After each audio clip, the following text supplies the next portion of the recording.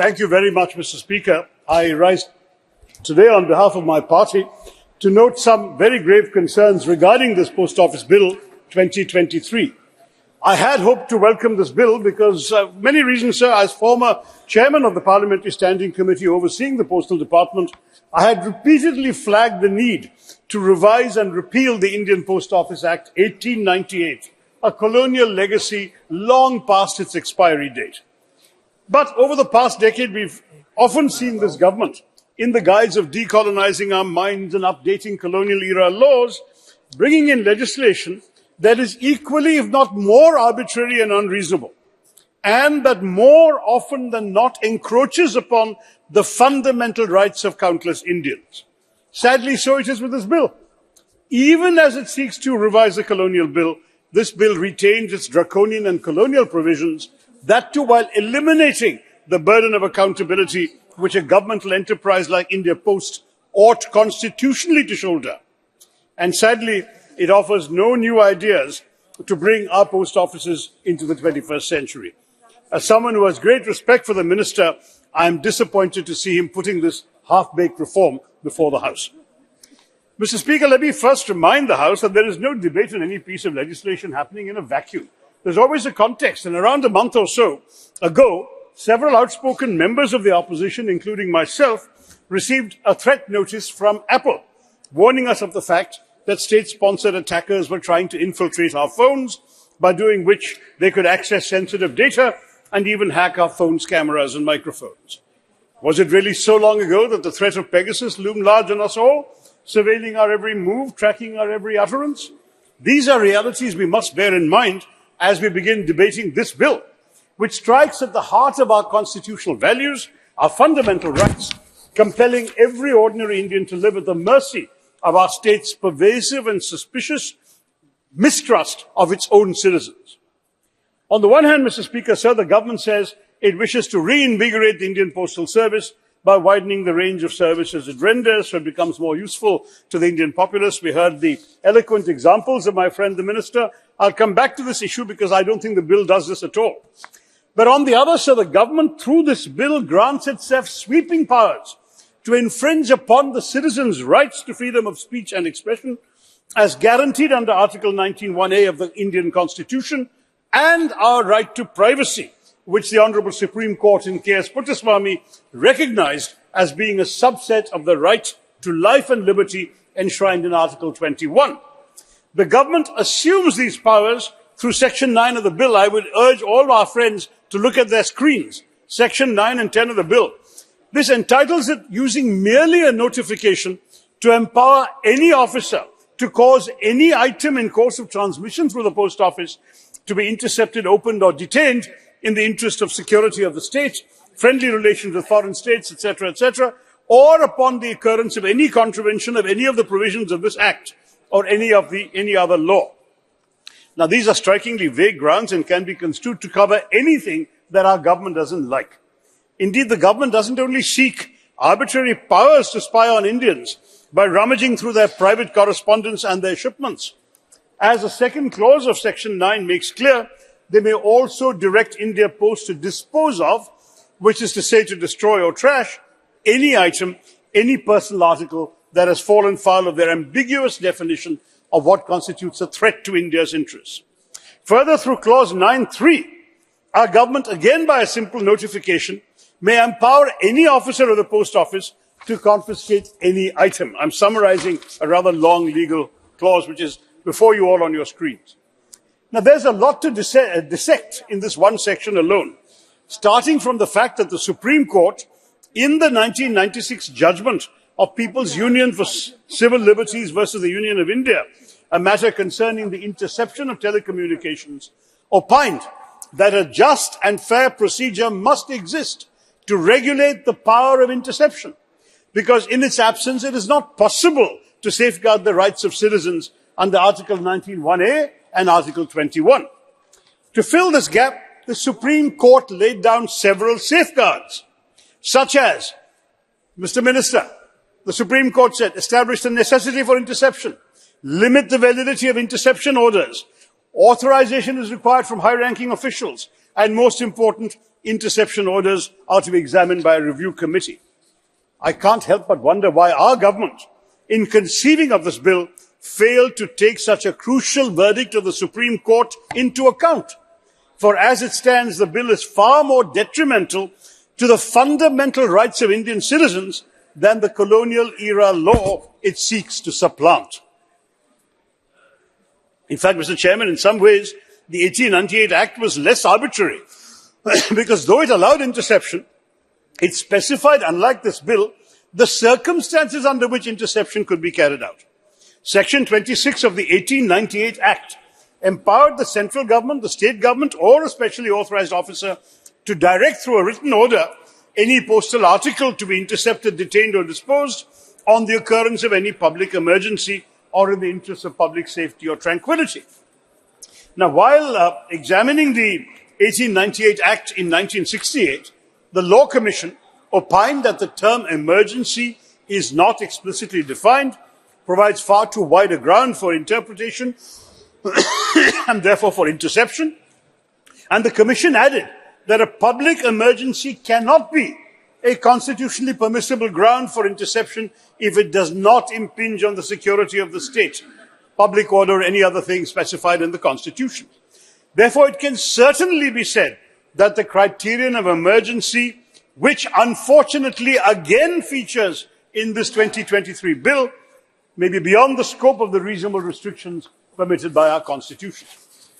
Even as recently as 2015, in the matter of Shreya Singhal versus the Union of India, the Supreme Court reaffirmed that arbitrary grounds for restricting freedom of speech and expression are unconstitutional. Here we have once again our government being willfully indifferent to the wise counsel of the highest court of our land.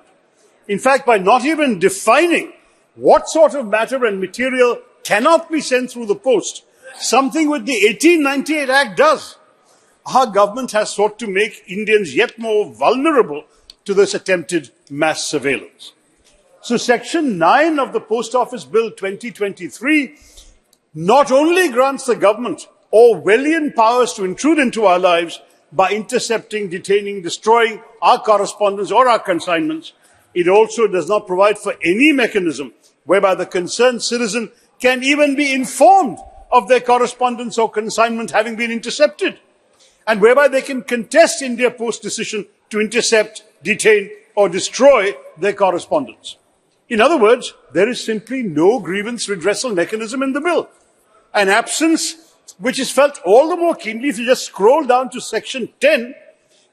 By keeping Indians in the dark as to the interception, detention, or destruction of their correspondence and consignments, and by not allowing them to contest these decisions, which are inherently arbitrary, our government has violated every principle of natural justice and due process of law, because in cases like these, neither will it bother to listen to the other side, nor will it grant the concerned citizen the right to make a case for themselves. In this regard, the 2023 bill is also violative of Article 14 of our Constitution. The problem of this bill's not having a grievance redressal mechanism becomes especially agonizing when we look at Section 10. What an irony it is, Mr. Chairman, sir, that today the private courier services in our country are far more accountable to the people of India than the Indian Postal Service, which is an undertaking of the central government. While the Consumer Protection Act of 2019 holds our private couriers to account, that does not apply to India Post. And now, pursuant to the second clause of this bill's Section 10, no officer of the Post Office shall incur any liability with regard to a service provided by the Post Office unless the officer has acted fraudulently or willfully caused loss, delay, or misdelivery. Now, this clause bolsters our government's power to intercept, detain, or destroy our postal articles without being in any way accountable to the people of India. We also cannot hold postal workers liable for loss, delay, or misdelivery, for then will commence a debate about whether the omission was committed willfully or with a fraudulent intent, plunging the ordinary Indian citizen into endless red tape. Indeed, because the bill does not provide for a grievance redressal mechanism, Indians have absolutely no avenue to hold the Postal Service liable, and because the Consumer Protection Act does not apply to India Post, the people of India are not entitled to compensation should they incur any loss or damage owing to the post office's negligence. Interestingly, the prescription of liability is itself a power that the government assigns itself. If you look at section 10(1), notwithstanding anything in any other law for the time being in force, the post office shall not incur any liability, except such liability as may be prescribed with regard to a service provided by the post office. Now, Mr. Chairman, sir, I must say to the Minister that when you yourself can decide where you will be accountable to the people, when you yourself can choose whether you want to be accountable to the people and how much you are accountable to the people, that means you are not accountable at all. That is the broad meaning of this outrageous drafted bill. To send across a letter or parcel through India Post is to fling it essentially into a black hole with no accountability whatsoever as to whether it will reach its destination or be received by whoever you're sending it to. What's more, you would not even get to know what happened with your letter or parcel, because nowhere in the bill does there exist any provision to notify the concerned citizen that their item has been intercepted. Now, this is profoundly worrying. It would have been one thing to exempt postal workers from liability relating to intercepting items, that the bill does not even consider them liable for such blatant wrongs as loss, misdelivery, delay or damage is downright unacceptable. Not least for those e-commerce portals that are the backbone of digital India and that choose to deliver their products through India Post. I love those examples our minister gave us. Miss so-and-so here, Begum so-and-so there, and so on, have been sending those items. But under this law, if those items are damaged, misdelivered, stolen, no one will know anything. They won't even be notified. What kind of bill is this, Mr. Chairman? All in all, Section 10 might well be interpreted as the government absolving the employees of the Indian Postal Service, even though they are public servants, of the accountability that all public servants legally have to the citizens they serve. Moreover, given that India Post is planning to add an array of financial services and products to its portfolio, it is imperative, especially while rendering services where citizens' sensitive data is involved, that we proceed with the utmost caution, protecting our consumers, our citizens from fraud, data breaches and similar transgressions. I should like to remind this House that it's only by strictly ensuring that postal workers are liable for wrongdoings that we will succeed in reinvigorating India Post. Ultimately, in the absence of a grievance redressal mechanism, the citizens will have no option but to seek justice by moving the courts in accordance with Articles 32 and 226 of our Constitution, and that will merely increase the pendency of cases piled on top of our already overburdened judiciary. Mr. Chairman, sir, let me draw your attention to the fact that the Indian Post Office Act of 1898, this colonial law, was far more accountable to the Indian people than this new law, which is presented to us as a break from the colonial past. Under the 1898 Act, for instance, the illegal opening of postal articles by a postal officer was punishable with imprisonment for up to 2 years, or a fine, or both. In stark contrast, under this bill, 2023, there is no repercussion for such a flagrant violation of our right to privacy. As I've already mentioned, the bill in Section 10 states that no officer will be liable with regard to a service rendered by India Post. And of course, the fact is that if indeed an officer does indeed willfully commit transgressions, the bill does not specify what the punishment is, unlike the 1898 bill. Formerly, under the 1898 Act, transgressions like theft, misappropriation, destruction of postal articles by an employee of India Post used to be punishable with imprisonment up to 7 years and a fine. But the Jan Vishwas Amendments of Provisions Act 2023 struck off all such provisions. All such punishments are gone. So first, Jan Vishwas watered down the offences and penalties that an officer of India Post was subject to under the 1898 Act. And now this bill, by dispensing with these offences and penalties, wishes to make the officers of India Post, the employees, and therefore our government, wholly unanswerable to the citizen of India. Wow. Now, the jarring absence of either any liabilities or a grievance redressal mechanism in the Post Office Bill 2023 flies in the face of how the same ministers, other ministry, the Railways, holds itself accountable to Indians. The Railway Claims Tribunal Act 1987 instituted tribunals for dealing with complaints against the Indian Railways for lapses of services. if your 2023 bill here did not want to go so far as to establish a grievance redressal tribunal, at the very least you could have incorporated the Supreme Court's 1996 recommendations regarding the exercise of the power of interception. Through this bill, our government has sought to make itself the judge, jury, and executioner in all those cases where a citizen's correspondence or consignment is found violative of the bill's excessively vague grounds. On this bill, Mr. Chairman, sir, there is nothing that is reasonable, there is plenty that is restrictive. Now, according to the Universal Postal Union, 73% of the postal services in the world over suggest that without a complete digital overhaul of postal facilities, the survival of post offices is simply not feasible.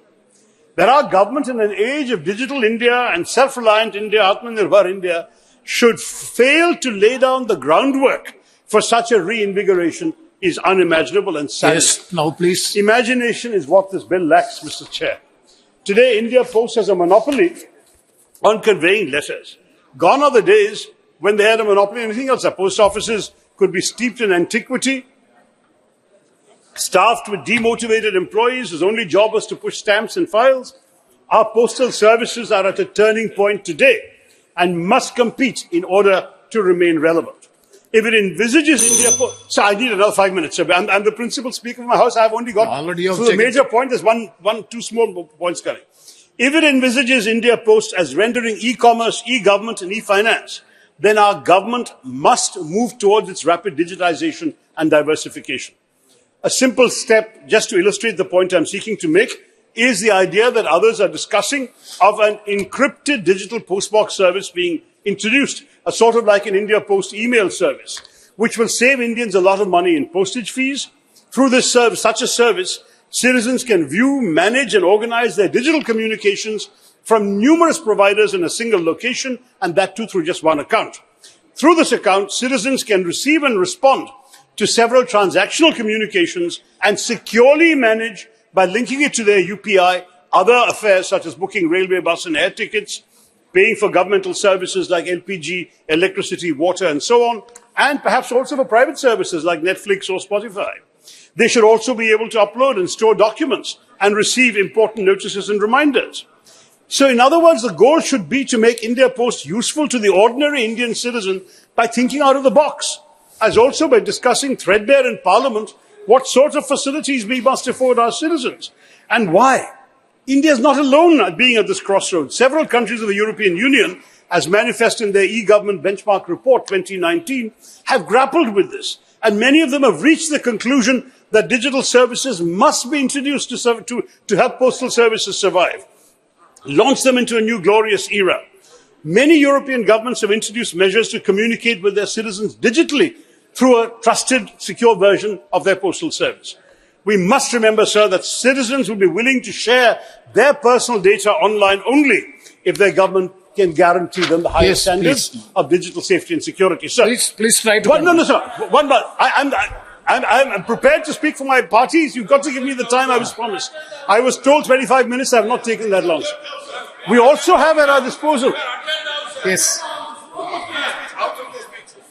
We also have at our disposal a magnificent lattice work of real estate that can and must be put to better use and made commercially profitable. In an economy like ours that is fast becoming an e-commerce delivery chain, as the Minister has said, postmen who are given, of course, to going everywhere in our country to the most remote places can be utilized as a last mile carrier, and India Post is collaborating with Amazon already. We have this robust infrastructure. We have lakhs of dedicated postal workers. The endeavor now must be to reimagine and remold it so that the post offices can actually move into the 21st century, provide financial services, which is already mentioned, like the India Post Payments Bank. But why not, for example, institutional credit? Nearly 40% of our rural population lack access to credit, another gap that India Post can strive to fill. In many countries, post offices have been repurposed to provide additional services beyond their traditional role. The Minister mentioned several exports from remote areas, but that was already the work of the post office in sending out any packages. Why can't we think more imaginatively about service delivery? Would it not be more wonderful in rural areas to see them transformed into internet hubs that enable students to access educational material and complete formalities like filling examination forms online, all without any need to go too far from their homes? Why not voters' registration, driving licenses? Some post offices abroad have gotten to all this, have expanded their offerings to include retail services, including selling stationery and books and gifts and so on, like the Japan Post Group does. In some countries, post offices have partnered with healthcare providers to offer medical services such as vaccinations, health checkups and prescription delivery. Imagine during COVID if we could have gone to our local post office. Tharoorji, please and got now vaccinated. conclude because one second. Your party is having 3 speakers. The total time allotted for the party is 25 minutes. Already you have 22 minutes. Either I'll take just 1 minute. I'll get you, sir. Please. Okay. Let me just complete, sir. Just another minute. These are important points, sir.